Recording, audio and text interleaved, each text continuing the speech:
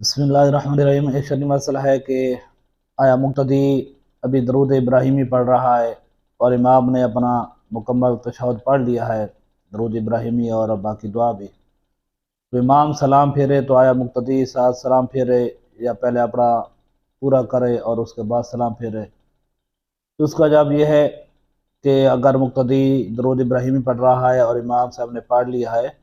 تو امام جب سلام پھیرے تو مقتدی کو چاہیے کہ وہ بھی ساتھ امام کے سلام پھیرے، کیونکہ فرائض اور واجبات میں بغیر کسی تاخیر کے امام کی مطابقت کرنا یہ ضروری ہے۔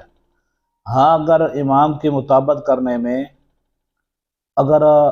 کسی واجب کا تعارض آ رہا ہے، مثلا امام نے مقتدی بھی ابھی کسی واجب میں ہے، یعنی جس طرح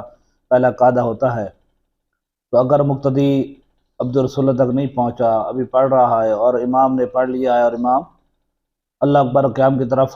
کھڑا ہو جاتا ہے، تو اب مقتدی کو چاہیے کہ پہلے اپنا تشہد پورا کرے، اس کے بعد جو ہے وہ امام کی مطابقت کرے، پھر قیام کی طرف کھڑا ہو جائے۔